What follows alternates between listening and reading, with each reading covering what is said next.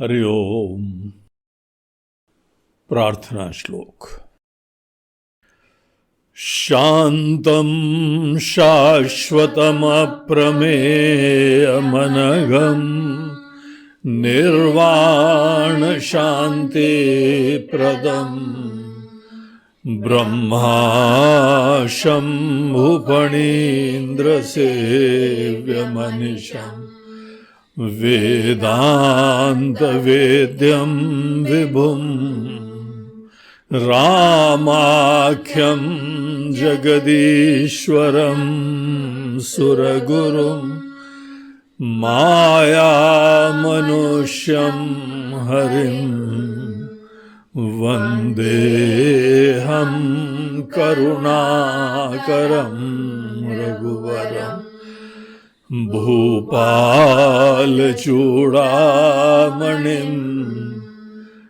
नान्यास्पृहा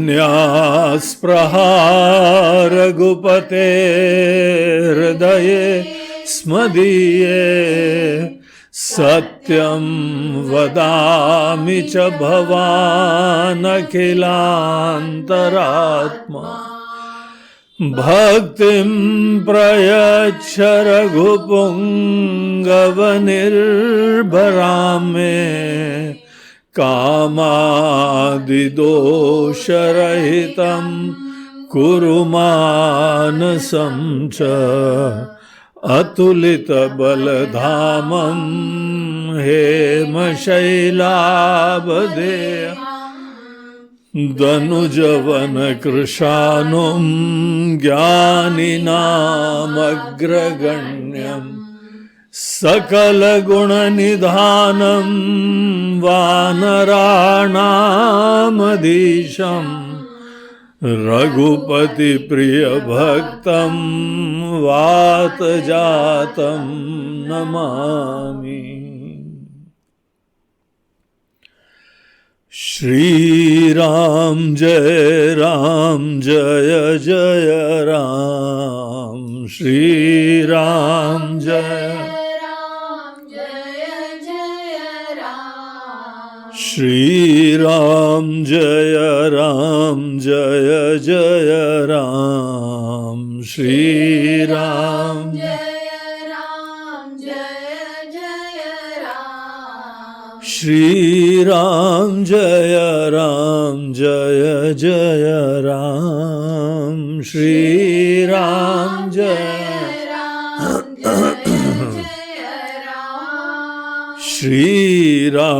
श्रीराम जय जय राम। श्रीराम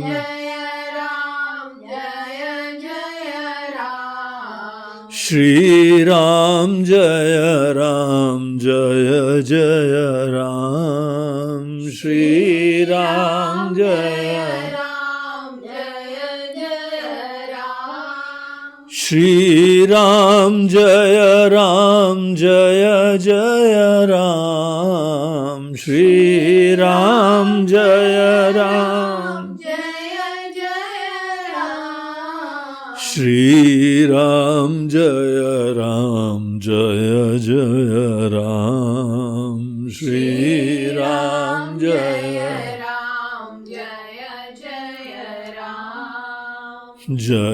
जय राम। जय बोलो सियावर रामचंद्र की जय। पवन सुत हनुमान की जय। बोलो भाई सब संतन की जय।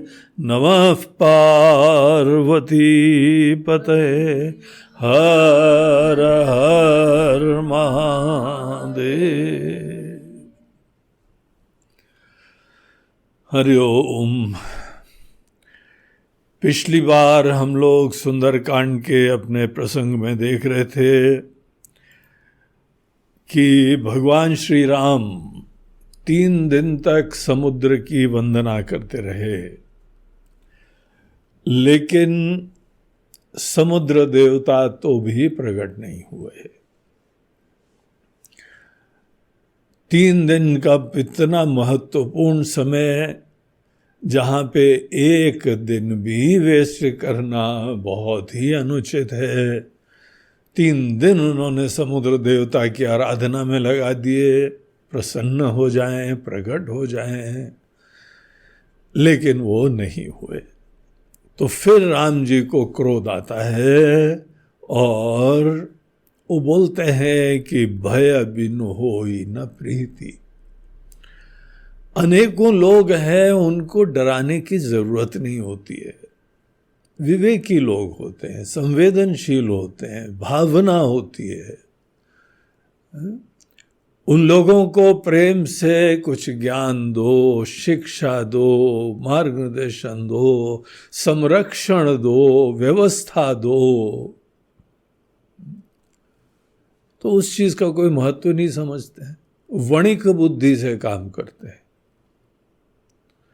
इन्होंने क्यों दिया, क्योंकि ये हुआ, कैसी बुद्धि है।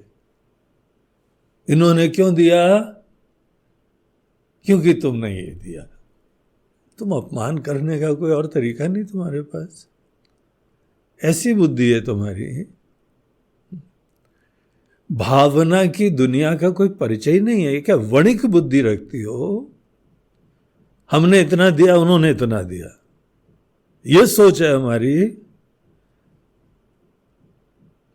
तो हम जीवन में क्या भावना का आदर करेंगे।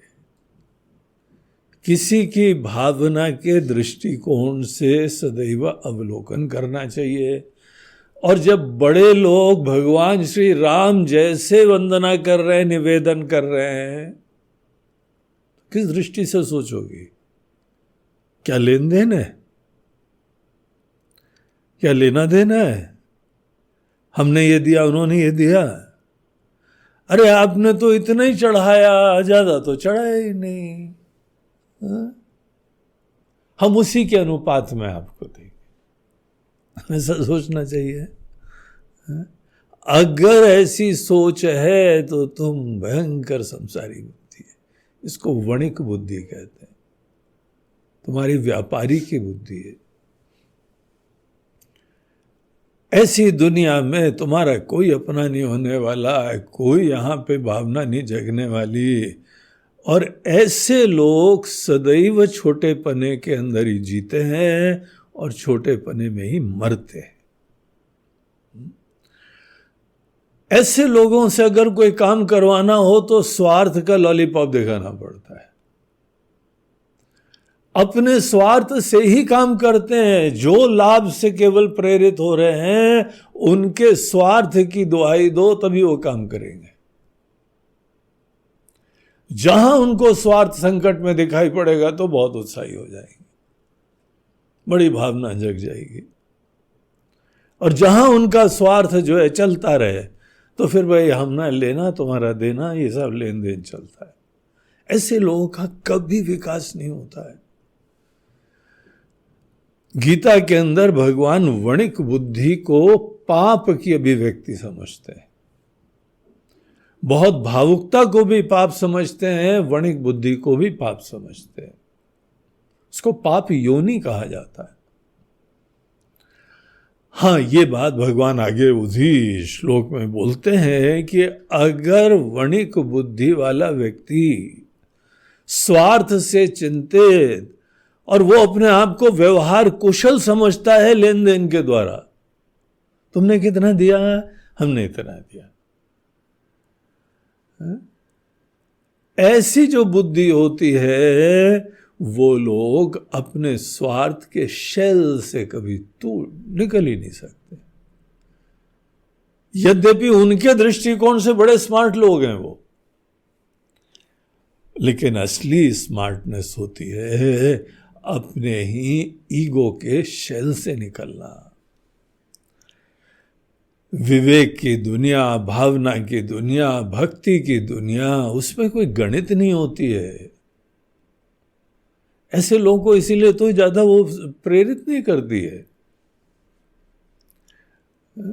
भक्ति की दुनिया में कोई लेना देना नहीं होता है, वहां कृपा होती है, वहां प्रेम होता है, वहां अच्छा लगता है। भगवान हमारे ऊपर कृपा बरसा रहे, कौन सा स्वार्थ है भगवान का? और तुम भगवान की सेवा कर रहे हो, कौन सा स्वार्थ है? तुम्हारा स्वार्थ होगा, उनका कोई स्वार्थ नहीं। इसीलिए स्वार्थ की बुद्धि से कलुषित होके अगर कोई व्यक्ति कोई भजन करता है, पूजन करता है, कभी विकास नहीं होता है, पाप बना हुआ है। ये बात को समझना चाहिए। ईश्वर का भजन हमको बगैर किसी लेने देने के अनुग्रहित करता है। गीता में 2 जगह भगवान ने कहा है कि अगर तुम देवताओं को भजोगे तो बहुत लेना देना भी होएगा और तुम्हारा विकास नहीं होगा, तुम ज्यादा से ज्यादा वही बन पाओगे। जिस दुनिया में रहते हो, जिससे प्रेरित होते हो, तुम्हारी गति केवल वहां तक होती है। और अगर ईश्वर को भजते हो, देखते हो भगवान का तौर तरीका, उनकी सोच, उनकी प्रेरणा, उनकी भावना, उनका ज्ञान, ये चीजों का हमको एहसास होता है। हम जगते हैं उस दुनिया में और उसकी आराधना करते हैं। देखिए, हमारे सामने जब एक देवता होते हैं ना, मूर्ति लाने से भगवान की पूजा नहीं होती है। उस देवता को आप किस नजरों से देखते हैं? आप उनको जो है करुणा के धाम, ज्ञान के धाम, निस्वार्थ आनंद स्वरूप ऐसे देखते हैं, तो वो क्यों काम करेंगे? क्या तुम्हारी सोच है? और अगर तुम उनको सामान्य देवता समझते हो तो तुम्हारी सोच क्या है? देखिए, आपने भी देखा है ना, अनेकों मंदिरों में हमने इतना चढ़ाया है, इतना 1.25 मन 1.25 सेर, तो उसके अनुपात में भगवान हमको आप आशीर्वाद दीजिए, है ना वणिक बुद्धि। ऐसे लोगों को क्या गति मिलती है? ज्यादा से ज्यादा वो देवता की गति मिलती है, और उसको न भक्ति बोलते हैं न मुक्ति बोलते हैं। इसीलिए अपने अंदर ये पूरी कोशिश करनी चाहिए कि ये वणिक बुद्धि निकले। वणिक बुद्धि संसार के लिए होती है, दुकान में जाओ, इतना दो, इतना ले, वो भले मुस्कुराए तो तुमसे कोई प्रेम नहीं कर रहा है, वो कोई सेवा नहीं कर रहा है तुम्हारी। वहां कोई लेना देना का विचार करने की बाद में बात ही नहीं है। दिया, भूल जाओ, वो तुमको भी भूल गया, तुम्हारे से 50 आते रहते हैं। लेकिन भगवान के पास जाते हैं तो हमारे हृदय में वो रहते हैं, और हमारी पूरी कोशिश रहती है हम भी उनके हृदय में रहें। अनेकों देवता, इंक्लूडिंग समुद्र देवता, समुद्र देवता भी उन देवताओं में से हैं जिनके अंदर अपने ही क्षेत्र का अभिमान होता है, उसी की बड़ी गरिमा होती है, उसकी बड़ी महिमा महसूस करते हैं, और वो ही आधार बना के व्यवहार करते हैं। दरअसल आध्यात्मिक दृष्टिकोण से ये छोटी बुद्धि कही जाती है। देवताओं की आराधना ईश्वर की आराधना नहीं होती। ईश्वर की आराधना में और देवताओं की आराधना में क्या फर्क होता है? मानो सुंदर कांड का ये प्रसंग हमको यही शिक्षा दे रहा है।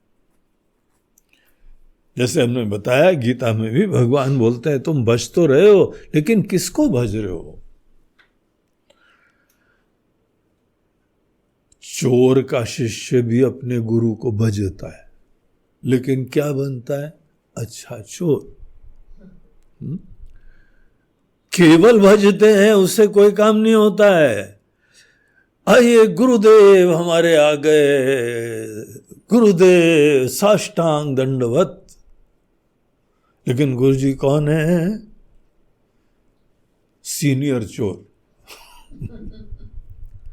सीनियर चोर की तुम बहुत ही सेवा शुश्रूषा करोगे, तुम शीघ्र ही एक दिन उनका पद भी प्राप्त कर लोगे। देखिए, वो व्यक्ति इंपॉर्टेंट नहीं है, आपकी दृष्टि इंपॉर्टेंट है। हम अपने भगवान को केवल इस दृष्टि से देखें तो हमारा छोटापना बना रहता है, और हमारी दृष्टि में हमारे जो भी आराध्य हैं वो भी छोटे रहते हैं। छोटे की पूजन करना छोटे पने तक ही जाना होता है। और अगर हमने जो है बहुत पूजा कर भी ली, वो इंप्रेस ही नहीं होते। उनकी तो दृष्टि होती है कि हाँ भाई, हम तुम्हारे वहां शादी में आए थे, हमने इतना दिया, तुमने कितना दिया है? एक बार हम कहीं पे रुके हुए थे, पड़ोस में एक परिवार था, उनके वहां शादी हो रही थी। उनके रिश्ते नाते वो सब आ रहे थे, बहुत ज्यादा तो नहीं आए, लेकिन हाँ उनकी जो भी छोटी दुनिया थी सब आए थे। चाचा, मामा, ताऊ, दादू, ये वो सब आए थे। और जिस समय वहां पे लड़का और बहू को देखने का समय था, तो एक सज्जन माइक लेके बैठे हुए थे। किसने क्या दिया है उसका नाम लेके पैसा भी अनाउंस कर रहे थे। हमको बड़ा अटपटा लगा। हमने बोला कि देखो भाई, जो भी जाएगा उसके अपने सामर्थ्य के अनुसार उसने जो भी सेवा करी है, लेकिन पब्लिकली बता रहे थे। इसने केवल 11 लिखो, एक आदमी नोट कर रहा था सब। तो हमारे वहां जिनके घर हम रुके थे, हमने पूछा ऐसा क्यों बोल रहे हैं? वो बोलते पूरा हिसाब किताब रखना पड़ता है हमारे जी, इनके वहां शादी में हम जाएंगे तो उतना ही तो देंगे हम। इन्होंने केवल 11 दिए, हम 21 का दे के आएंगे, हम भी 21 ही देंगे। वणिक बुद्धि के साथ कभी ज्ञान नहीं हो पाएगा, भक्ति भी नहीं हो पाएगी। इसका दोष देख के इसको त्यागना चाहिए। लेन देन का ये दुनिया नहीं है। अगर यही हमारे लिए बहुत ही व्यवहार कुशलता और प्रधानता की बात है, तो हमारा जीवन खत्म हो गया। सोच लो, इन चीजों की वजह से खत्म हो गया। हम छोटे लोगों को ही महत्व दे रहे हैं, छोटी चीजों को इंपॉर्टेंस दे रहे हैं। ऐसे लोगों से काम करवाना है ना, भय बिना होई न प्रीति, ऐसे लोगों के लिए यह वाक्य का प्रयोग करा गया है, सबके लिए नहीं करा गया है। जिसकी बुद्धि छोटी है वहां पे कोई डर दिखाना पड़ता है, फिर बड़े लाइन पे आ जाते हैं। ये दुनिया का यथार्थ है। तो यहाँ पे 3 दिन वेस्ट हो गए, तो राम जी ने फिर क्या बोला, लक्ष्मण जी को उन्होंने आवाज दी, लक्ष्मण कहाँ हो तुम?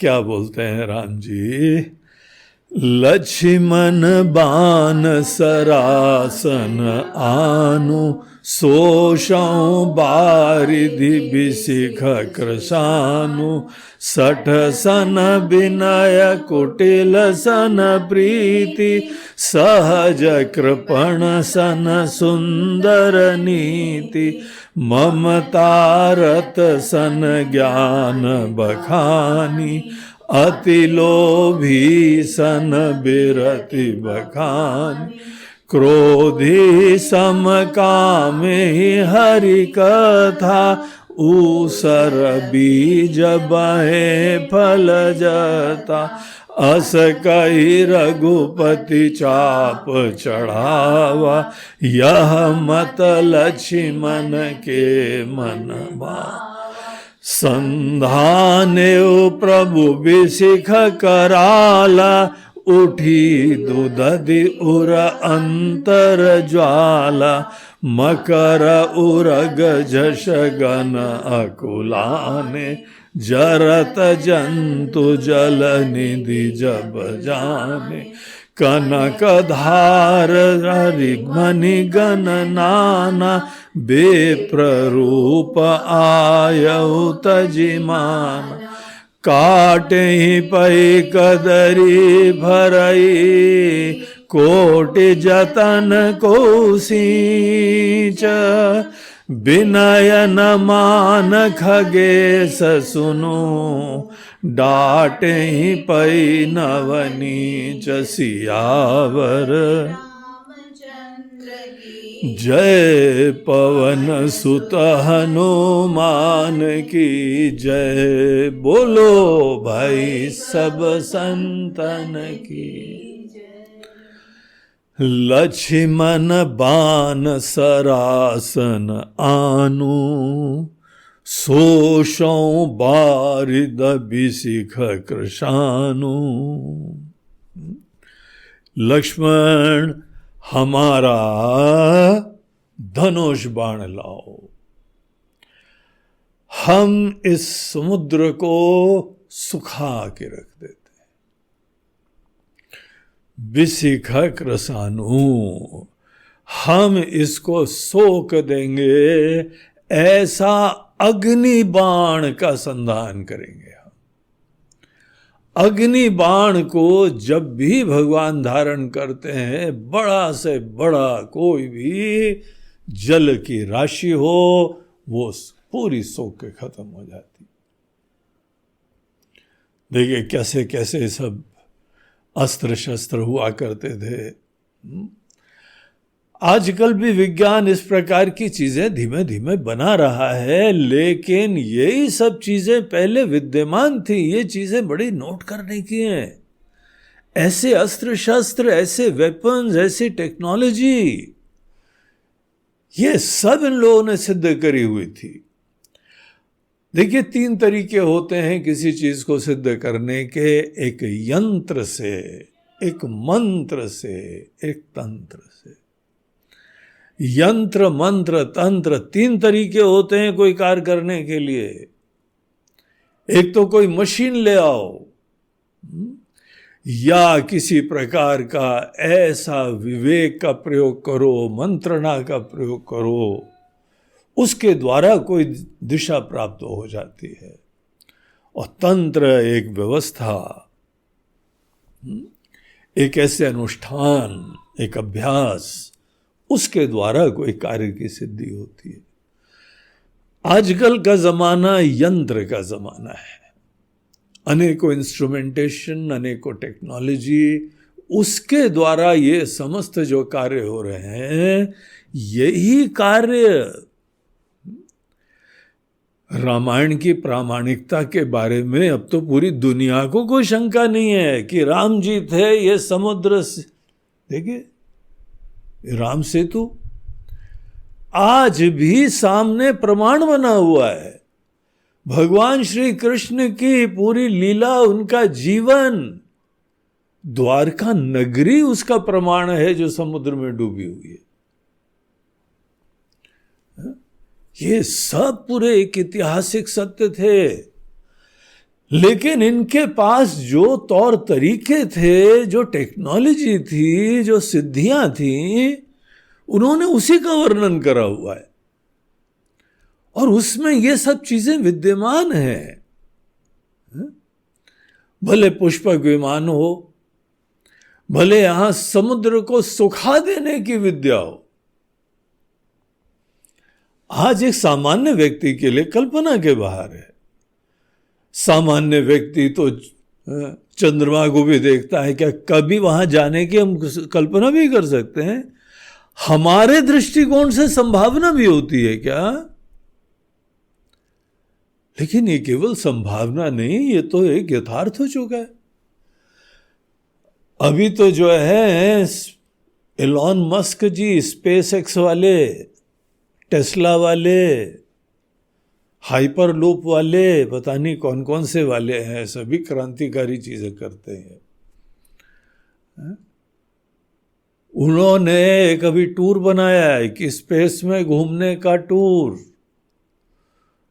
तो उसके अंदर जो है वो बड़े प्रसिद्ध इंग्लैंड के एक सज्जन हैं, हवाई जहाज वगैरह वर्जिन उनकी कंपनी है, वो घूम के आए,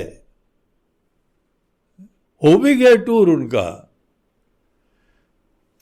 यहां पर ज्यादा टूर पे जाते हैं, पास में लेक है वहां तक घूम के आते हैं, जंगल में घूम के आते हैं, ज्यादा कोई दूर से दूसरे इलाके में चले जाते हैं, स्पेस में, अंतरिक्ष में, चंद्रमा पे जाके। सामान्य व्यक्ति के कल्पना के बाहर है, लेकिन ये हो रहा है भैया। तो अनेक लोग अपने ही बुद्धि से काम करते हैं। ऐसी टेक्नोलॉजी जो समुद्र को सोख ले, हमको तो सोच के बड़ा भी रोमांचित लगता है, आश्चर्य लगता है कि कैसी कैसी उस समय के लोगों के पास सामर्थ्य और सिद्धियां थी, टेक्नोलॉजी थी। विभीषण जी ने भी बोला था कि आप तो सोख सकते हैं हजारों समुद्र, सुखा सकते हैं इसको। लक्ष्मण जी ने बोला कहां टाइम वेस्ट कर रहे हो, एक बाण मारो सब ठीक हो जाएगा, रास्ता मिल जाएगा। हा? तो ये सामर्थ्य देखो, सब लोग को सर्वविदित था, ऐसी चीजें विद्यमान थी। सोशं बारिधि विशिख कृशानु। आगे देखिए कोई बड़ी महत्वपूर्ण नीति की बातें यहां पे करते हैं। सठ सन विनय, कोई शठ व्यक्ति हो, मूर्ख व्यक्ति हो, मूर्ख व्यक्ति के साथ बड़ा विनीत रहो, बड़े हम्बल रहो, बहुत ही जो है विनय का परिचय दो। इसका कोई मीनिंग नहीं होता है। देखिए हम लोग के भी जब वेदांत का अध्ययन करते हैं ना, तो वहां पे अधिकारित्वम की चर्चा होती है। अनधिकारी को वेदांत ज्ञान देने से कोई मतलब नहीं है, तुम्हारा टोटल वेस्ट ऑफ टाइम। तो कौन अधिकारी होता है? हर चीज का अधिकारी कोई ना कोई होता है। इसीलिए यहां राम जी खुद ये शिक्षा दे रहे हैं, नीति की शिक्षा। इस प्रसंग को आप राम नीति खंड कह सकते हैं। राम जी हमको व्यवहार की अनेकों नीतियां बता रहे हैं। सदैव व्यवहार से पहले सजग रह के दूसरे की पात्रता का कुछ चिंतन करो, विचार करो, किसके साथ व्यवहार कर रहे हो तुम। अगर कोई मूर्ख है, बेवकूफ है, तो उसके साथ तुम बहुत ही हम्बल रहो, विनीत रहो, उसको समझ में नहीं आएगा। व्यवहार तो सदैव दूसरे के लिए होता है, अपनी अभिव्यक्ति तो होती है, लेकिन सप्रयोजन होती है। कोई ना कोई कार्य करना है, अन्यथा व्यवहार भी क्यों करना। शांति से बैठो, अपने अंदर धन्य रहो। जब भी व्यवहार करा जाता है तो किसी न किसी प्रयोजन से करते हैं ना। बगैर प्रयोजन के तो मंद व्यक्ति भी काम नहीं करता है। प्रयोजनम अनुद्देश्य मंदोपि न प्रवर्तते। मंद व्यक्ति भी नहीं प्रवृत्त होता है बगैर प्रयोजन के। आप किसी से बात करने के लिए बढ़ रहे हो तो वहां पे कोई ना कोई प्रयोजन है ना। तो उस व्यक्ति का आपको थोड़ा विश्लेषण करना चाहिए। अगर कोई मूर्ख होता है तो अपना समय वेस्ट मत करो, इफेक्टिव कम्युनिकेशन ही नहीं होगा। इफेक्टिव छोड़ो, कम्युनिकेशन ही नहीं होएगा। अनेकों लोग बड़े विनीत हैं, किस प्रकार से लोग देखते हैं। अनेकों लोगों से जरा सर्वे करो, आओ 10 लोगों से पूछो ये कितना विनीत विनीत दिखाई पड़ रहा है। बोलते विनीत विनीत नहीं, डरपोक है, संकोची है, गठाने हैं इसमें, हृदय ग्रंथियां हैं। क्योंकि मन के अंदर कोई डर है, कोई संकोच है, कोई घबराहट है, इसी वजह से विनीत हो रहा है। और जहां पे कोई चीखने चिल्लाने वाला कॉन्फिडेंट है, बोला ये आदमी सही है। इस प्रकार से अनेकों लोग देखते हैं। इसीलिए मूर्ख के साथ, शठ के साथ विनीत होना ये निष्प्रयोजन है। मूर्खता खुद हमारी मूर्खता हो जाएगी। सठ सन विनय कुटिल सन प्रीति।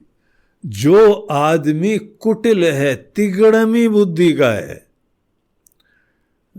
कोई राह में जीवन में मिल गया, उसके अंदर आपको पता नहीं लगा कि अंदर क्या स्थिति है, और आपने कोई ना कोई लक्षण देख के बड़ा प्रेम दिखाना चालू करा, मरोगे।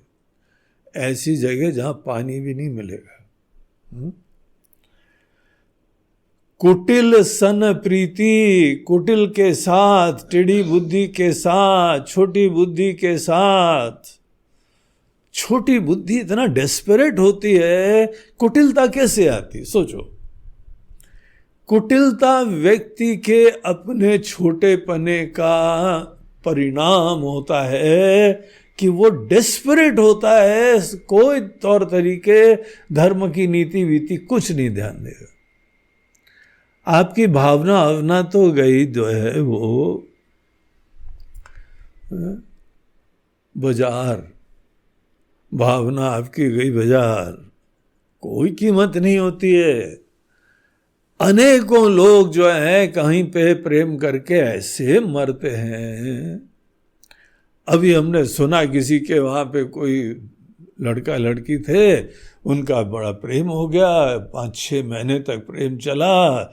उसके उपरांत वो लड़की ने कुछ ऐसी फोटो आपस की खींच ली कि उसको उसने लाखों रुपए का ब्लैकमेल करा है। वो बड़ा प्रेम में पड़ा हुआ है। कुटिल के साथ प्रेम, भुगतो बेटा। नहीं, हमने समझा, समझो। अब तुमने जो समझा गलत समझा। कुटिल के साथ जब भी तुम व्यवहार करोगे, जैसे बिजली को छूओगे तो करंट मारेगी मारेगी, वैसे कुटिल व्यक्ति के साथ व्यवहार करना। सबके साथ बड़ी प्रीति मत रखो, असंग रहो, समत्व रहो, काम से काम रखो। नहीं, हम लोग तो साधु लोग हैं, हम तो सबसे ही प्रेम करते हैं, बोलते हैं ठीक है बेटा। तुम्हारे ही प्रेम के चक्कर में वो ऐसा तुमको मारेगा, तुमको पानी नहीं मिलेगा ऐसी जगह। पता लगा पुलिस के चक्कर काट रहे हो, कोर्ट के चक्कर काट रहे हो, ऐसे फंसाते हैं लोग। ये दुनिया है। उस व्यक्ति का कोई भी स्वतंत्रता ही नहीं है, टेढ़ा ही सोचता है वो, और टेढ़े तरीके से ही काम निकालने का सदैव। हो सकता है उसके बचपन में भी कोई कारण रहा हो, उसने भी कोई अच्छे बचपन से रिश्ते ही नहीं देखे, उनके माता पिता कुटिल रहे होंगे, उनके परिवेश में लोग कुटिल रहे होंगे, तो कुटिलता उसके जीवन में व्यवहार कुशलता है। वो सोचता है कि ये कुटिल होना ही एकमात्र तरीका होता है। कुटिल सन प्रीति।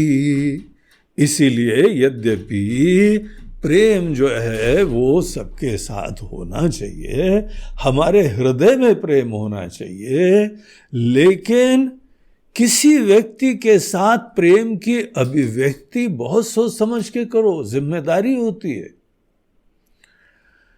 आप उसको इतना महत्व देते हैं जो महत्व डिजर्व नहीं करता है। वो जब वो डिजर्व ही नहीं करता, उसको बड़प्पन मिले ही नहीं कभी। क्या क्या कर सकता है आपके कल्पना के बाहर है। हे राम जी का वचन है, शठ सन विनय कुटिल सन प्रीति। जहां टेढ़ी बुद्धि, कुटिल आदमी उसको बोलते हैं टेढ़ी बुद्धि, टेढ़ी बुद्धि के व्यक्ति के साथ जहां पे बहुत ही प्रेम और स्नेह दिखाया, पहली चीज तो होगी वो आपसे हो जाएगा आसक्त, आपके प्रति हो जाएगा डिपेंडेंट, और क्या क्या डिमांड रखेगा आपसे, क्योंकि वो आपके ऊपर आश्रित हो गया है, उसके बाद आप कल्पना नहीं कर सकते हो। शोषण करते हैं लोग। इसीलिए हम लोग के वहां पे बोलते हैं भाई कहीं पर भी रिश्ता हो, प्रेम हो, ध्यान दो। अभी देखिए आजकल चारों तरफ वो न्यूज चल रही है, शाहरुख खान जो है वो एक एजुकेशन के ऑर्गेनाइजेशन के ब्रांड एम्बेसडर थे। उस कंपनी ने उनका सब विज्ञापन बंद कर दिया। बोला यार तुम्हारे साथ अगर हम जुड़ेंगे तो हमारा भट्टा बैठा होगे। अपने बच्चे को एजुकेशन दे नहीं पा रहे हो, और अगर हम तुम्हारी शक्ल रख के यहाँ पे एजुकेशन का अपना पोर्टल चलाएंगे तो बोले ये यहाँ एजुकेशन के ब्रांड एम्बेसडर हैं क्या? अपने घर को भी नहीं ठीक कर सके। ऐसा जो बच्चा जो अनेकों गलत संगत में पड़ गया। अब देखो बच्चा अपने आप में मासूम होता है, बचपन से ही किसी को देखो कितना प्यारा होता है, मासूम होता है, लेकिन उसको उन्हीं लोगों की संगत मिली।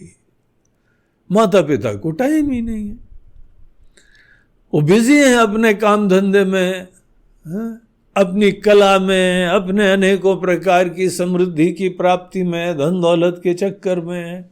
वो बच्चे लोग पता लगा किसकी कंपनी में पड़ गए।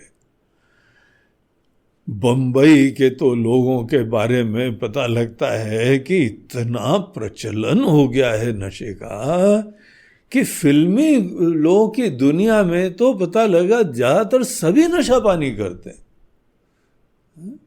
इतना कॉमन हो गया है, पता नहीं वर्ल्ड कैपिटल बन रहा है।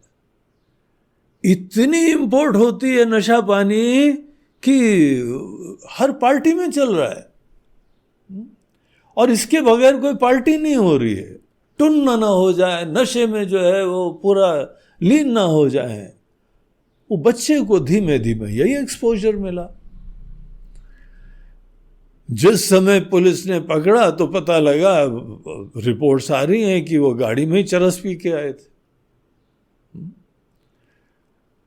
अब वो उन्होंने खुद कॉन्फेस भी कर लिया, और उनके दोस्त ने तो अपने जूते के अंदर से जो है ना चरस के पैकेट निकाल के दिए पुलिस को।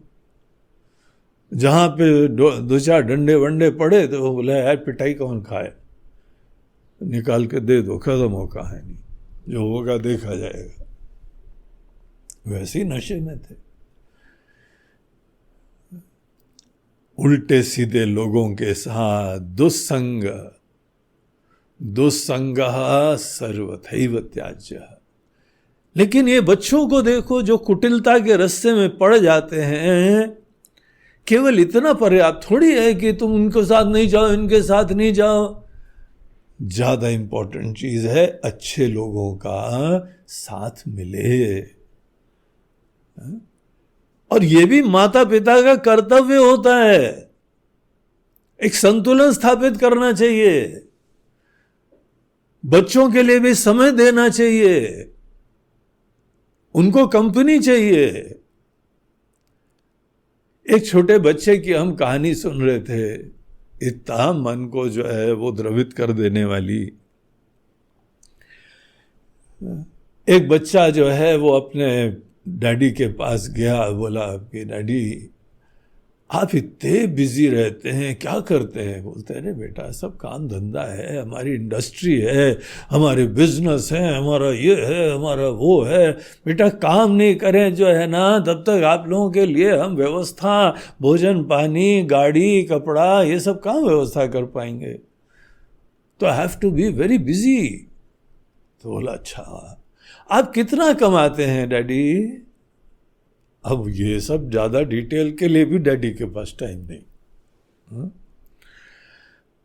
तो बोला बेटा काफी कमा लेते हैं, देखो सब लोग, हम लोग आराम से खाते पीते हैं ना, घर बार कितना आराम से चल रहा है, सब लोग तुम्हारे पास देखो ये सब सजे वजे लोग हैं, मोबाइल है, कंप्यूटर है, तुम्हारी मम्मी को देखो चलती फिरती ज्वेलरी स्टोर की जो है वो मॉडल हैं, सब पहने हुए हैं।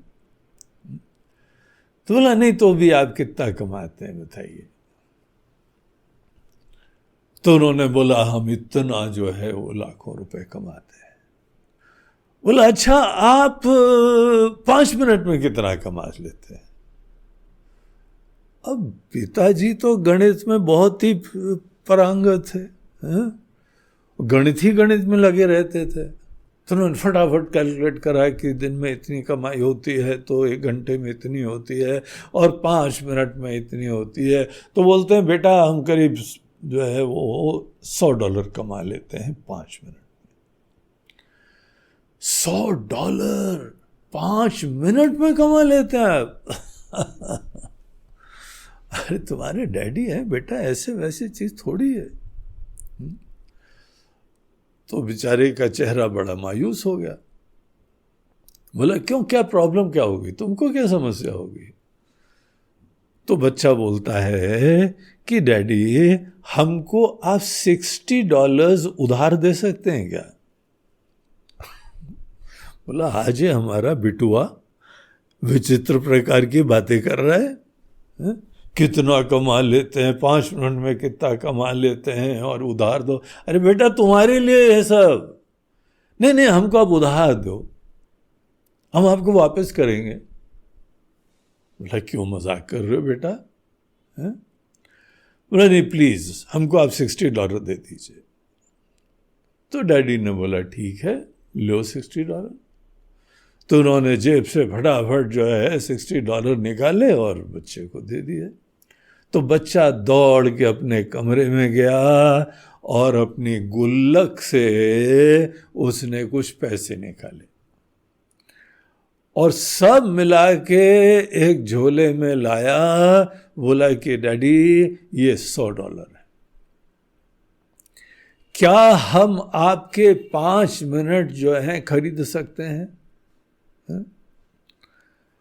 आपके लिए फालतू का समय तो है नहीं, आप तो इतने बड़े बिजनेसमैन हैं, लेकिन हमको आपके साथ बैठने की जरूरत है, हमारी इच्छा है, हमारी नेसेसिटी है, हमारी जरूरत है, हमारी भावना है। हम कितने दिन से सोच रहे हैं कि आपके साथ 5 मिनट तक बैठ सकें, आपके साथ हम कुछ बातें कर सकें, आपका हाथ पकड़ के बैठ सकें, आपके गोद में बैठ सकें। 5 मिनट केवल आपके साथ। और इस समय 5 मिनट में आपको कोई बिजनेस का काम नहीं करना, हमने खरीद लिया है 5 मिनट आपका। ये 5 मिनट केवल हमारे लिए है। उनके डैडी का तो चेहरे से रंग ही उड़ गया। उनको रियलाइज हुआ कि जीवन में कितना असंतुलन हो गया है। हम जिस परिवार के लिए कमा रहे हैं, जिन बच्चों के लिए कमा रहे हैं, कम से कम बोलते यही हैं, दरअसल कमाई जो है वो हमारे ही अहम की संतुष्टि के लिए हो रही है। हमारा ईगो फुलफिलमेंट हम कर रहे हैं। बच्चों के नाम से, परिवार के नाम से हम ही केवल अपना ईगो फुलफिलमेंट कर रहे हैं। ये हमारा पागलपना बना हुआ है। कोई विवेक नहीं रह गया है हमारे अंदर। हमारे बच्चे लिटरली भीख मांग रहे हैं हमारे साथ 2 मिनट बैठने के लिए। और हम इतने अपने आप को बिजी भी समझते हैं, ऐसे बिजी हो रहे हैं कि हमको अपने बच्चों के लिए बैठने का टाइम नहीं मिल रहा है। धिक्कार है हमारे ही व्यस्तता के ऊपर कि हमारे छोटे से बच्चे को 5 मिनट की कीमत चुकानी पड़ रही है। आज तो हमको पानी में, चुल्लू भर पानी में डूब मरने का दिन है। उन्होंने उसको पैसे वैसे तो वापस कर ही दिए और अपना पूरा नियम बनाया है कि अब परिवार के साथ थोड़ी देर हम बैठेंगे, घूमने जाएंगे, बच्चे हो के उनके साथ रहेंगे, वो हमारे साथ दिल खोल लें और आराम से बात कर सकें। उनकी अपनी दुनिया होती है, उनकी अपनी दृष्टि होती है, उनकी खुशियां होती हैं। क्या हम उसको सुनते भी हैं? हमको संवेदना भी होती कि अपनी बातें बस बताते रहते हैं।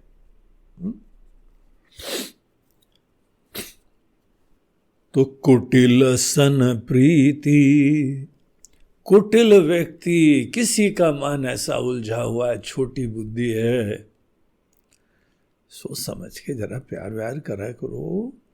ऐसी प्रीति कहीं पर भी दिल फेंक, कहीं पर भी प्रीति हो जाती है, उसके उपरांत बोलते हैं पता नहीं हमारे कौन से कर्म है, इतनी मुसीबत हो रही है, इतनी पीड़ा हो रही है। तो ये बहुत आवश्यक चीजें हैं, ये नीति के वचन हैं।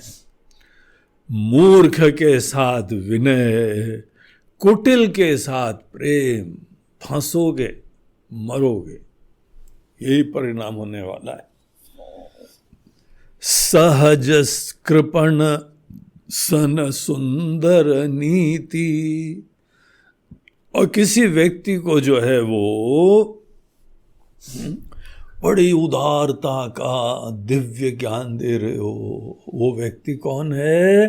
सहज कृपण। सहज कृपण मतलब उनको आज कंजूस बनने के लिए संकल्प भी नहीं करना पड़ता है। सामान्यतः तो हम लोग कोई संकल्प करते हैं कि ये करना है।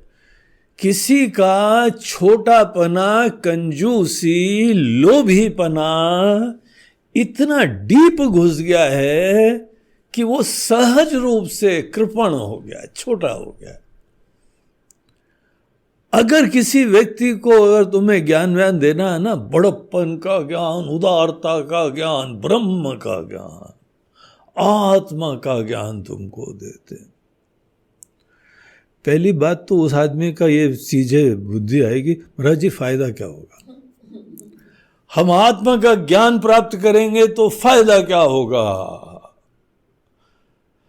अब जो भी ज्ञान के प्रचारक होते हैं ना, तो उनको हर प्रकार के लोगों को अंदर प्रेरणा उत्पन्न करने के लिए वो भाषा का प्रयोग करना पड़ता है, क्योंकि उनका ही चैलेंज है, उनका मिशन है ये।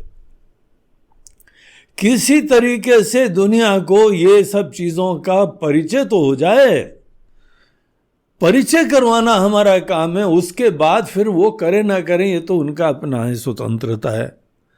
हम लोग भी इधर उधर ज्ञान यज्ञ करते हैं, जाके ज्ञान यज्ञ में सब बातें बताते हैं, कौन कितना फॉलो करता है ये उनका ही जो है डिपार्टमेंट होता है। हमने इफेक्टिवली कम्युनिकेट करा, हमने गीता का ज्ञान, उपनिषद का ज्ञान, वेदांत का ज्ञान, सुंदर कांड का ज्ञान पूरे दिलो जान से अच्छी तरह से बताने की भरसक कोशिश करी। बस हर प्रकार के व्यक्ति को ध्यान रखते हुए हम इसको कोशिश कर रहे हैं। उसके बाद एक बार ज्ञान आपके पाले में पहुंच गया, फिर आपको क्या करना है उस ज्ञान से, दैट इज योर डिपार्टमेंट। हम कुछ नहीं कर सकते उसमें। कोई बहुत ही श्रद्धालु लोग होंगे, बहुत ही विवेकी लोग होंगे, जिज्ञासु लोग होंगे, वो लोग उसी ज्ञान का अलग जो है कुछ ट्रीटमेंट देंगे, सीरियसली उसको फॉलो करेंगे, ज्ञान का में रमा करेंगे, चिंतन करेंगे, भजन करेंगे।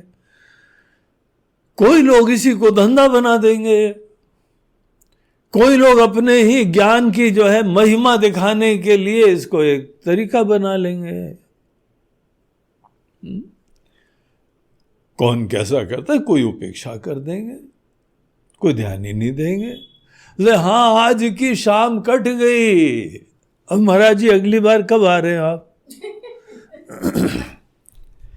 एक सज्जन तो हमसे स्पष्टता से बोले, बहुत दिन से महाराज जी आप नहीं आए, हमारी शामें नहीं कटती हैं।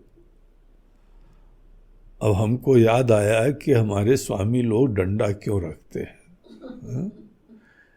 ऐसे लोग जो सीधे आपके मुंह पे बोले कि हमारी शामें कटवाने के लिए आ जाओ। अरे भैया, कोई मुजरा उजरा वाले हैं क्या? तुम्हारी शाम को रंगीन करना, हसीन करने के लिए हम आते हैं? और इतना भी नहीं कि संकोच करो बोलने में। पीछे बोल लो, हमारे सामने, हमारे मुंह पे। महाराज जी बहुत दिन से आए नहीं, शामें नहीं कटती हैं हमारी। यही इंदौर में एक सज्जन, और बाद में पता लगा भंगेड़ी पार्टी है वो। भंगेड़ी पार्टी लोग तो है वो भांग वांग खा के शाम को कोई ना कोई उनको चाहिए किसी के साथ। अब भजन करेंगे, ऐसे करते रहेंगे, खत्म ही नहीं होगा भजन उनका। कोई प्रवचन सुनाने आए तो प्रवचन ऐसे लीन होके सुनते रहेंगे तो उस दिन ऐसे परम श्रोता बन जाते हैं। फिर बाद में बोलते हैं, वाह आज की शाम कितनी हसीन रही, महाराज जी कल फिर आ जाना। मैं बोला हाँ, ढोलक मंजीरा भी तैयार कर लेना और घुंघरू भी तैयार कर लेना, हम आके ठुमका दे देंगे थोड़ा बहुत, फिर तुम्हारी शामें हसीन हो जाएंगी, रंगीन हो जाएंगी। हाँ हाँ महाराज, अच्छा ऐसा करेंगे, हम घुंघरू अपने पास रख के बजाएंगे। बोले हे राम, किसके साथ बोलना, क्या बोलना, ये तो व्यवहार ही दुनिया ही सिखाता रहता है। तो ऐसे लोगों को क्या ज्ञान देंगे? कई हमको लोग मिले जो इतना भयंकर कंजूस, भयंकर लोभी, और वो अपने लोभ की दुहाई देते हैं। महाराज जी परिवार के साथ हम लोग जा रहे थे, सब लोगों ने बोला टैक्सी में जाओ, हमने बोला नहीं, हम तो बस में आते हैं। हमने जो है वो सीधे 450 रुपये बचा लिए। उसको लगता है कि बहुत बुद्धिमत्ता करी। ऐसे ऐसे सब लोग होते हैं। अगर कोई इतना कट्टर लोभी होता है, इसको बोलते हैं कट्टर लोभी, महाकंजूस, महाकंजूस को कुछ भी बोलना, पैसे देने के लिए मत बोलना। दान दक्षिणा की बात आएगी तो भाग जाएंगे वहां से। पूरा लाभ लेने के बाद बोलेंगे अथ दक्षिणा। जहां दक्षिणा का समय आएगा तो बोलेंगे मैं आता हूं अभी। वो निकल जाएंगे। अरे ये स्वामी जी तो हर बार दक्षिणा मांगते भाई। अरे स्वामी जी क्या मांगते हैं? भगवान ने बोला है बगैर दक्षिणा के कोई कार्य पूरा नहीं होता है। गीता पढ़ लो भैया। तामसी व्यक्ति होता है जो बगैर दक्षिणा के जो है पूरा अनुष्ठान कर लेता है। कोई पंडित जी को बुलाते हो, दक्षिणा देते हो कि नहीं देते हो? नहीं महाराज जी, हमने ऐसे पंडित ढूंढ रखे हैं जो 2 देते हैं, खुश हो जाते हैं। देते हो ना। अरे सोचो, दक्षिणा उनकी सेवा है, इसको धंधा नहीं बनाया है। तुम्हारे जैसों के साथ सबको धंधा बनाना पड़ेगा, तभी तुम्हारे पास से पैसा निकलेगा। जो भी तुम्हारा काम हो, तुमने कभी भी दूसरों की सेवा करिए बगैर कुछ लेने के लिए? कभी नहीं करी। तो दूसरों से क्यों उम्मीद करते हो यार? तो सहज लोभी, जो सहज कृपण सन सुंदर नीति, बड़ी सुंदर नीति बता रहे हो, उदारता की बता रहे हो। तो जानकार लोग बोलते हैं, और राम जी खुद फोटो लगी है ना सामने खड़े हो, बोलते हैं मूर्ख हैं दोनों जने। लेने वाला भी मूर्ख है और देने वाला भी मूर्ख है। ऐसे लोगों को ये ज्ञान दिया जाता है क्या? तो उनके लिए ज्ञान थोड़ा अलग टाइप का होता है। ममता रत सन ज्ञान कहानी, अगर कोई बहुत ही ममत्व से युक्त है, अटैचमेंट है उसका, ये हमारा, ये हमारा, ये हमारा, अगर कहीं पे नोट कर लो कि इसके अंदर कोई बहुत ममत्व विराजमान है, ममता बोलते हैं ये हमारा है, तो उनका जो है अपना घर होगा, अपनी गाड़ी होगी, अपनी प्रॉपर्टी होगी, अपनी चीजें होंगी, उनके रिश्ते होंगे, ये हमारा है, ये हमारी दुनिया है। किसी के अंदर बहुत ममत्व तो देखो, तो हम नहीं कह रहे, राम जी कह रहे। राम जी बोलते हैं ममता रत सन ज्ञान कहानी, ज्ञान की बातें, विरक्ति की बातें, वसुधैव कुटुंबकम की बातें। ट्राई कर लेना, कितना भी बोलोगे उसकी वो छोटी दुनिया के बाहर सोच ही नहीं हुई। It's a waste of time. Hypnotized है वो। गीता के 2nd चैप्टर में भगवान सम्मोहन शब्द का प्रयोग करते हैं। क्रोधात भवति सम्मोह, सम्मोहात स्मृति विभ्रम। जहां किसी के अंदर भयंकर ऑब्सेशन हो गया, एक्सेसिव अटैचमेंट हो गया, उसके अलावा वो देख ही नहीं पाता है, ग्रहण लग जाता है बुद्धि के ऊपर। देखने में सक्षम हो तो तुम बताओ, तुमको लग रहा है कि तुमको तो देख रहा है, उसे जी नहीं, तुम्हारे तरफ आंखें लगा के पता नहीं कुछ और ही देख रहा है। उसकी छोटी सी दुनिया, हम, हमारा परिवार, फैमिली इज एवरीथिंग,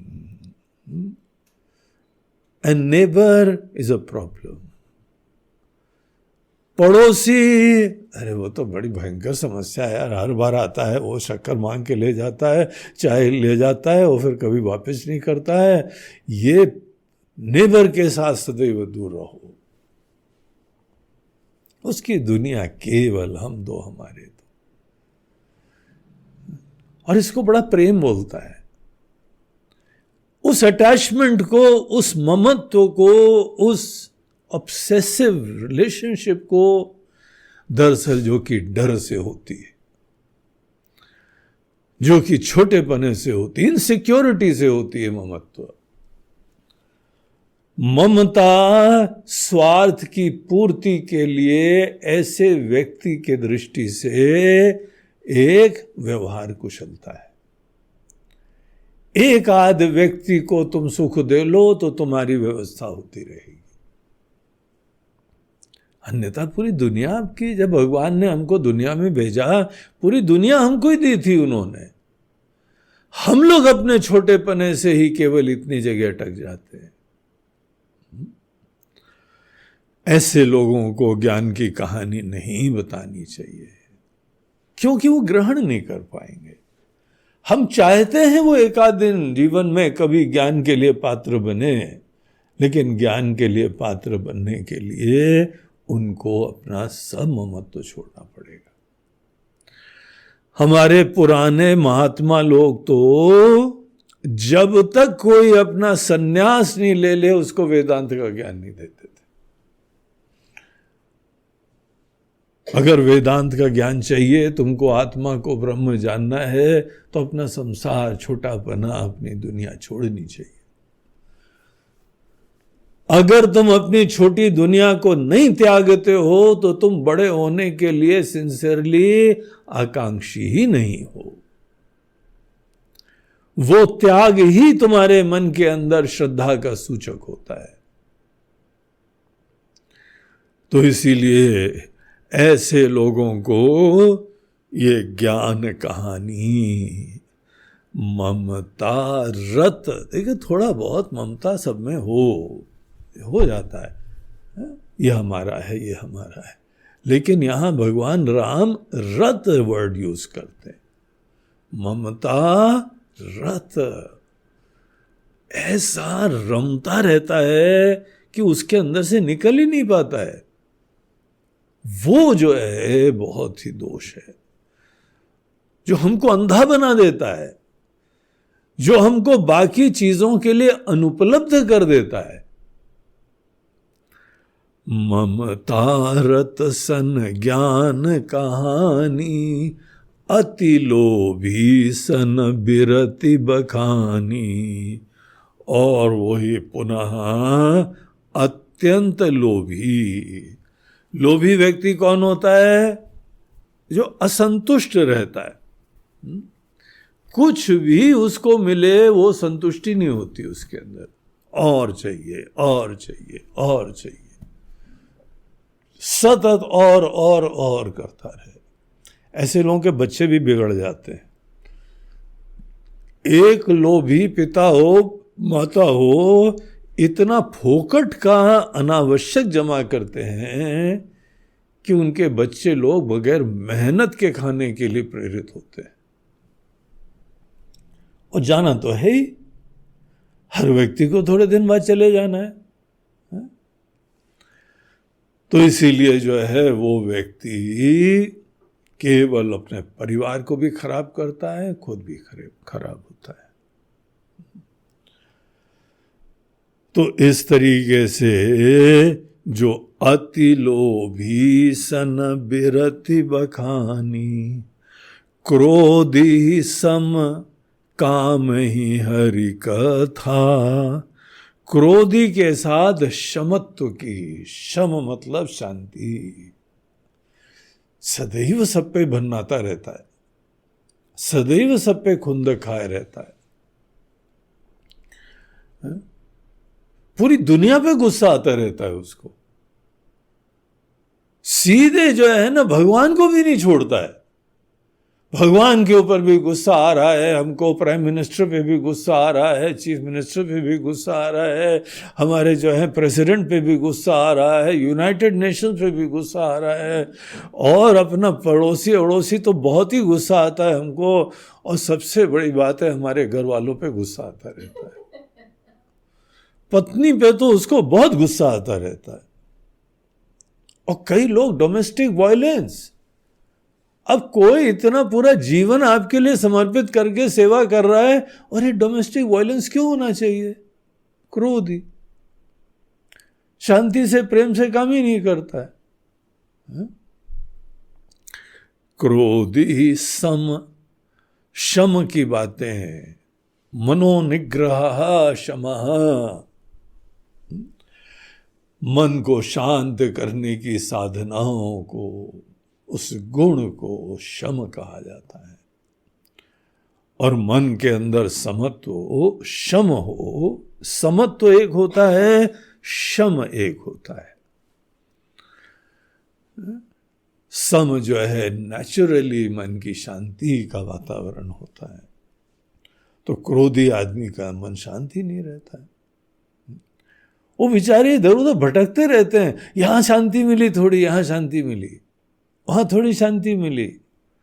शांति उनको मिलती है ऐसे जैसे किसी को हीरे जवाहरात मिलते हैं कहीं ना कहीं, और किसी के अंदर सदैव शांति रहती। तो जो ऐसा असंतुष्ट, खुंदक, क्रोध, आक्रोश से युक्त है, ऐसे व्यक्ति को सीधे समत्व की साधना नहीं बताओ, उसके क्रोध से निपटने के लिए तरीके बताओ। शांति का उसको अनुभव ही नहीं है, कल्पना ही नहीं है। प्रतिक्रिया रोकना, अपेक्षाएं कम करना, दूसरों की इज्जत थोड़ा देना, ये सब चीजें अपने आप मन में क्रोध को कम करती हैं।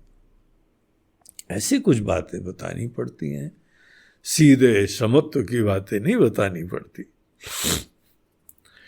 क्रोधी सम काम ही हरि कथा, बहुत ही कामी व्यक्ति को हरि कथा से भी कोई लाभ नहीं होता है। हरि कथा में तो कामना के त्याग की बातें करते हैं, निष्कामता की बातें करते। देखो तो यहां हमारी इतनी लंबी लिस्ट है और ऐसी असंभव अव्यवहारिक बातें करते हैं कि निष्काम होना चाहिए। काम ही प्रति हरि कथा, बोलते हैं हरि कथा में भगवान खुद आनंद के धाम है, इसीलिए कोई कामना नहीं करनी पड़ती। न भगवान को, न संतों को, न साधुओं को, सन्यासियों को, इनको अनेकों कामनाओं की जरूरत पड़ती नहीं है, क्योंकि उनकी दृष्टि अपने खुद ही आनंद के धाम होने की। देखिए हम लोगों के सन्यासियों की परंपराओं में सबके नाम कैसे रहते हैं? आत्मानंद, चिन्मयानंद, आनंद, खुद ही आनंद, विवेकानंद। जो खुद ही आनंद है उनको कौन सी विषयों से आनंद लेने की जरूरत है? ऊसर बीज बए फल जथा, ये सब जो ऊपर अनेकों हमने लक्षण बताए, ये ऐसे निरर्थक निष्प्रयोजन चीजें हो जाती हैं जैसे ऊसर भूमि में बंजर, डेजर्ट, रेगिस्तान के इलाके में जैसे बीज बोने की बात होती है। केवल रेगिस्तान का इलाका हो, कोई फर्टिलाइज नहीं हो, वहां पे ऐसे पदार्थ ही, न्यूट्रिएंट्स ही नहीं हो, ना पानी हो, तो बीज भी बेचारा जल जाएगा, खत्म हो जाएगा, रोस्टेड बीज हो जाएगा। तो अगर ये चीजें जो यहां राम जी ने बताई हैं, बोलते हैं वहां पे इस प्रकार के प्रयास करे जाएं तो ऊसर भूमि में जैसे बीज बोने की बात हो जाती है। तो ये वहीं खड़े खड़े कुछ नीति की बातें भगवान ने बताई। इससे पहले लक्ष्मण जी को उन्होंने कह दिया था, लक्ष्मण ले आओ हमारा धनुष बाण। ये समुद्र देवता भी इसी श्रेणी में आते लगता है कि बगैर इनके जो है वो भय के प्रीति नहीं होती है। थोड़ा डराओ तो एकदम सामने प्रकट हो जाएंगे। अस कही रघुपति चाप चढ़ावा, इतना बोला, फिर भगवान ने अपना तीर निकाला। उस तीर के अंदर वो अभिमंत्रित करा ऐसे मंत्र से जिसके वजह से वो अग्नि बाण बन जाता है। अग्नि बाण भयंकर अग्नि निकालता हुआ सब चीज को जला के राख कर देता है। अस कही रघुपति चाप चढ़ावा, यह मत लक्ष्मण के मन भावा। लक्ष्मण जी को अब मजा आया, बोला ये रूप हमको सही, पुरुषार्थी रूप, ये प्रार्थना वार्थना करो, सबसे निवेदन करो, फोकट का टाइम। अभी देखो जो है मजा आएगा। Now the action starts. अब राम जी ने अपना जो है धनुष बाण का संधान कर लिया है। और ऐसा होता था राम जी के, एक बार धनुष में बाण का संधान कर लिया तो वो उतारते नहीं थे। फिर बाण चढ़ाने से पहले मौका देते थे, निवेदन कर लेते थे। अमोघ उनका बाण होता था, चलना ही चलना है, फिर उतारने का प्रश्न ही नहीं है। भले उसकी नौबत नहीं आए पहले, वो ही ज्यादा अच्छा है। चढ़ा लिया इन्होंने बाण तो कुछ ना कुछ अब जल के रहेगा। ऐसी स्थिति थी। धनुष, ये समुद्र देवता को पता होना चाहिए था। उन्होंने डिले कर दिया, पता लगा कि उन्होंने बाण का संधान कर लिया। संधाने प्रभु बिसिख कराला, उन्होंने कराल बड़ा भयंकर अग्नि का बाण वो उन्होंने संधान कर लिया, और उसके संधान करते ही समुद्र के अंदर भयंकर ज्वालाएं उठने लगी। उठी उदधि उर अंतर ज्वाला, समुद्र के अंदर से ज्वालाएं एकदम होने लगती है। अग्नि की ज्वालाएं, समुद्र में अग्नि की ज्वालाएं निकलने लगी। तो ये सबको पता लग गया कि राम जी ने ऐसे बाण का संधान कर लिया है। मकर उरग झष गन अकुलाने, उसके ही अंदर जो जो समुद्र के प्राणी लोग थे, मगर हैं, सांप हैं, मछलियां हैं, वेल्स हैं, क्या क्या चीजें होती। बहुत बड़ी दुनिया होती समुद्र की, बड़ी अद्भुत रंगीन दुनिया होती समुद्र की। अकल्पनीय जीव जंतु होते हैं समुद्र के अंदर। एकदम जब भयंकर अग्नि वहां पे ज्वाला उत्पन्न होने लगी तो ये सब व्याकुल होने लगे। और जब समुद्र ने जीवों को जलते हुए देखा कि सब उनकी प्रजा, उनकी दुनिया, सब बड़े व्याकुल हो रहे हैं, सब जल के जो है हालत खराब होती जा रही है सबकी। ऐसी इमरजेंसी जब हो गई, तब समुद्र देवता ब्राह्मण का रूप धारण करके सोने का थाल हाथ में लेके, उसमें हीरे जवाहरात, समुद्र के अंदर जेम्स, मोती, सब चीजें इतने भरपूर होते हैं कि समुद्र अपने आप में खजाने का ही एक पर्याय होता है। कनक थार भरी मणि गण नाना,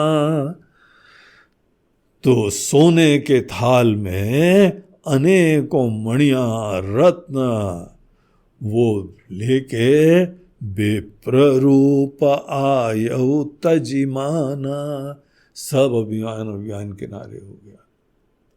सब किनारे होके विप्र का, ब्राह्मण का रूप धारण करके, बड़े स्मार्ट थे वो, ब्राह्मण का रूप धारण करके आएंगे तो बच जाएंगे। राम जी ब्राह्मणों के ऊपर हाथ नहीं उठाते जब तक वो रावण जैसा कोई दुष्ट ना काम कर दे, तब तक उसको भी बार बार मौका देते हैं। तो यहां पर इस प्रसंग में काकभूषुंडी जी की टिप्पणी आती है। एक काकभूषुंडी जी भी रामायण की 4 घाटों में एक घाट पे बैठ के गरुड़ जी को कथा सुना रहे। गरुड़ जी के मोह को भंग करने के लिए काकभूषुंडी जी राम कथा सुना रहे। और काकभूषुंडी जी की कथा जो है बहुत ही भक्ति वाली कथा है।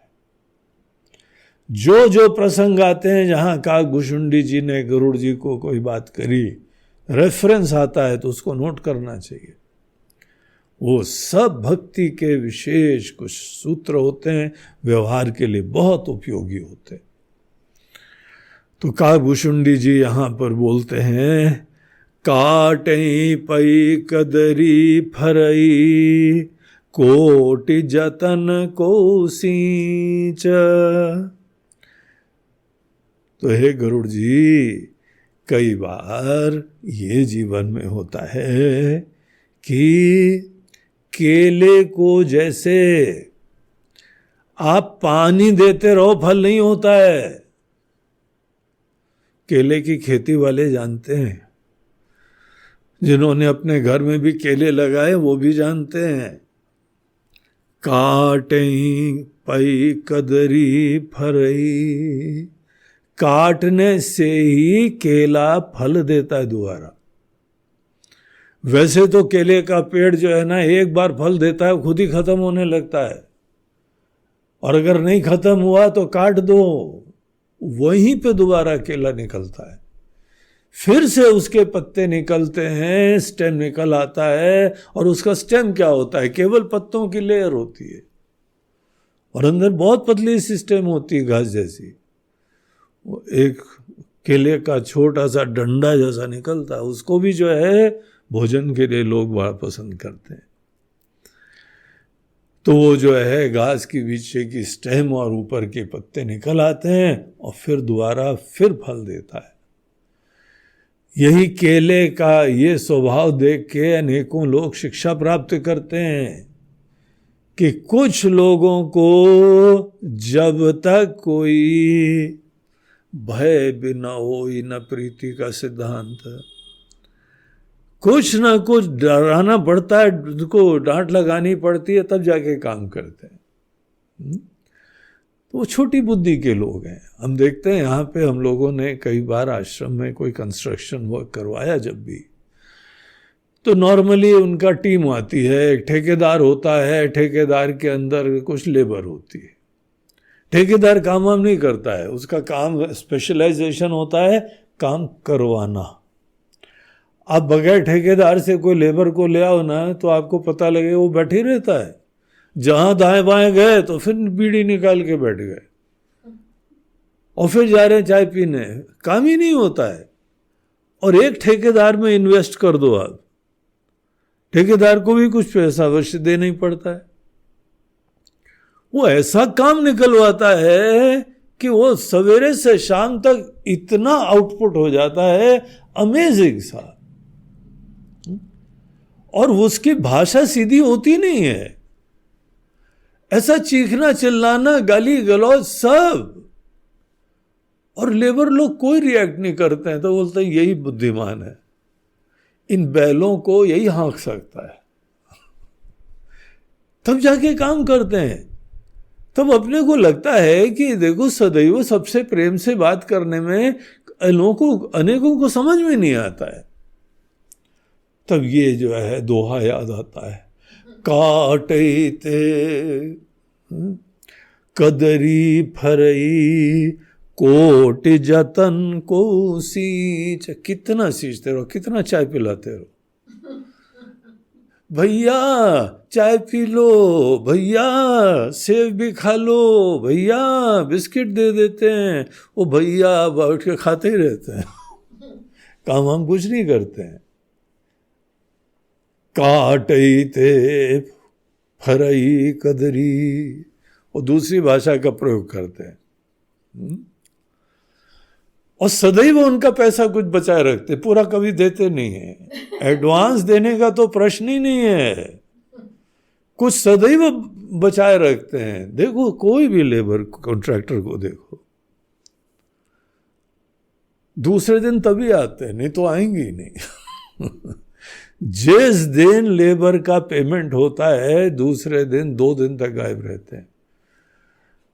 हमने पूछा है, यहाँ पे एक पेंटर आए थे, बोला क्या हो गया भाई तुम्हारे सब लेबर आज आए नहीं? बोलते स्वामी जी कल पैसे दिए थे। बोला तो? बोलते पी के पड़े रहते हैं, 2 दिन तक उतरती नहीं उनके, 2 दिन के बाद फिर आते हैं। इसीलिए हम बहुत सोच समझ के पैसे देते हैं। ये लेवल ऑफ एग्जिस्टेंस होता है भैया, ऐसी दुनिया है। और हम सोचते हैं नहीं, हम तो प्रेम से हृदय जीत लेंगे उनका। जीतो बेटा प्रेम से, तुम्हारे जैसों को मूर्ख समझते हैं वो केवल। विनय न मान खगे सुनु, डांटे ही पही नवनीच। एक काकभूषुंडी जी गरुड़ जी को ज्ञान दे रहे हैं कि जो अभिमानी व्यक्ति होता है गरुड़ जी, वो विनय से नहीं मानता है। नीच व्यक्ति डांट ही पई, उनको डांट डपट की भाषा समझ में आती है। अनेकों जगह तो ऐसी भयंकर गाली वाली देते हैं वो लोग, पंजाब में तो दाएं बाएं माँ बहन की गाली जब तक सुनाई नहीं उनका स्टेटमेंट पूरा नहीं होता है। ऐसी भयंकर, हमको बोलने में भी संकोच होता है, उनको किसी के साथ 100 बार दिन में डांटने में भी, गाली देने में भी संकोच नहीं होता है। वो दे भी देते हैं, दूसरा सुन भी लेता है, वो काम भी कर देता है। तो यार ये हम इस दुनिया के लिए योग्य नहीं है, व्यवहार कुशल नहीं है। एक बार दिल्ली में हम जब पढ़ते थे तो हम गए थे, वहाँ पे जो सेकेंड हैंड वाली मार्केट होती है, कपड़ों की second hand market red fort के पीछे ही लगती थी। तो हमारे एक मित्र ने बोला चलो तुमने देखा है कि नहीं देखा है? बोला नहीं। उसे चलो दिखाते हैं, बड़े सस्ते सस्ते कपड़े मिल जाते हैं।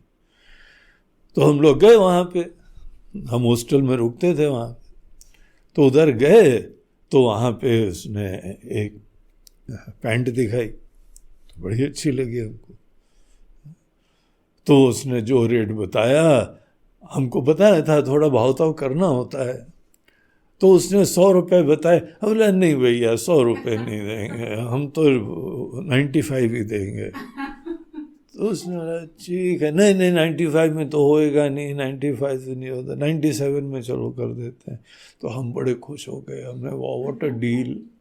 हमने पैसा कम करा के जीवन पहली बार भाव-ताव करके 2 रुपये कम कराया था। फिर हमारा मित्र थोड़ा आगे चला गया था, बोला क्या हुआ? बोला ले लिया, दे दिए पैसे? बोले नहीं दिए नहीं, डील हो गई है।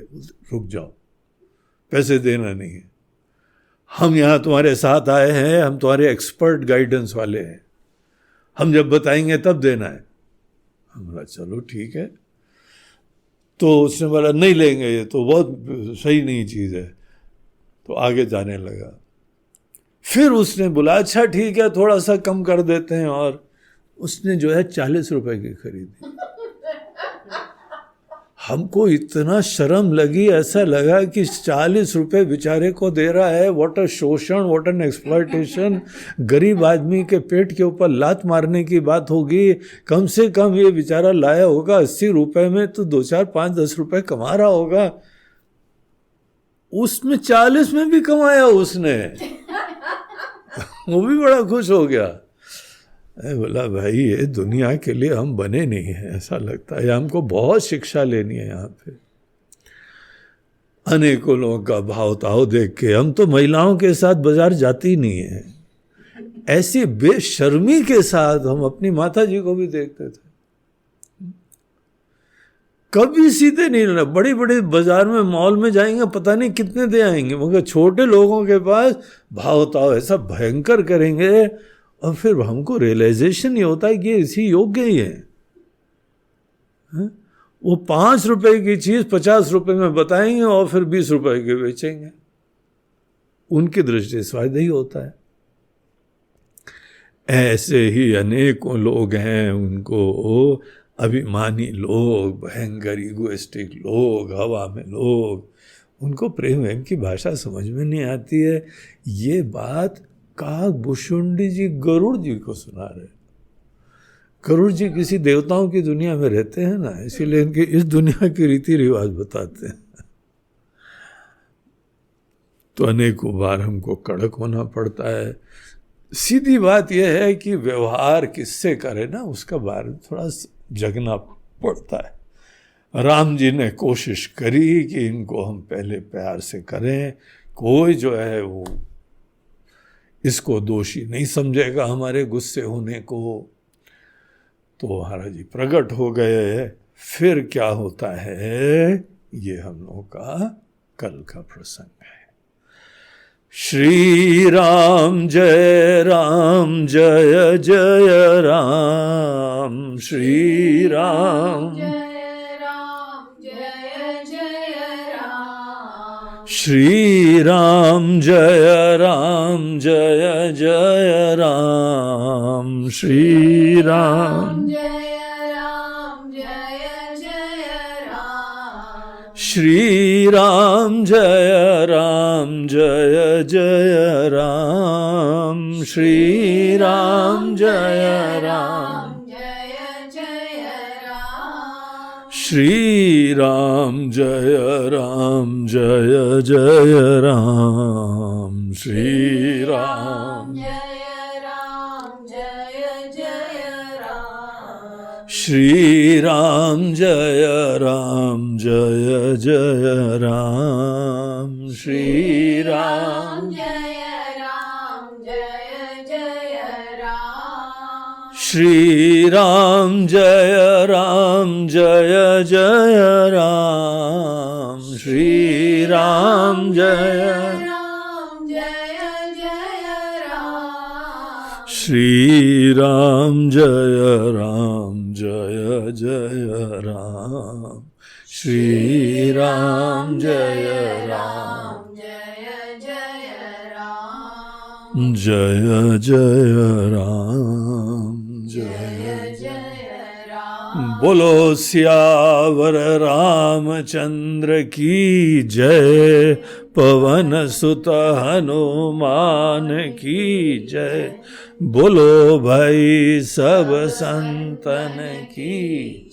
नमः पार्वती पतये, हर हर महादेव, नर्मदे हर, बोलो गंगा मैया की जय। आज का हम लोगों का ये प्रवचन प्रायोजित किया जा रहा है हमारे बम्बई के एक दंपत्ति के द्वारा। ये हैं कोतवाल परिवार। कोतवाल परिवार की तरफ से आज का सुंदरकांड के ज्ञान यज्ञ का ये प्रवचन ये प्रायोजित हुआ है।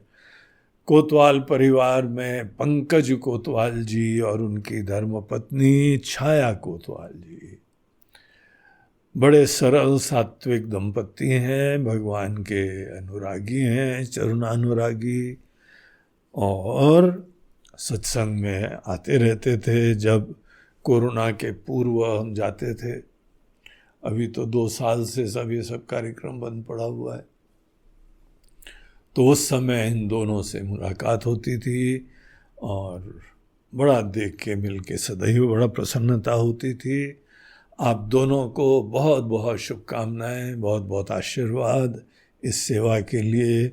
ईश्वर पूरे आपके कोतवाल परिवार पे स्नेह बनाए रखें, कृपा बनाए रखें, और सब स्वस्थ रहें, मस्त रहें, धन्य रहें, ईश्वर की भक्ति से युक्त हों और जीवन अपना धन्य करें। हरि ओम।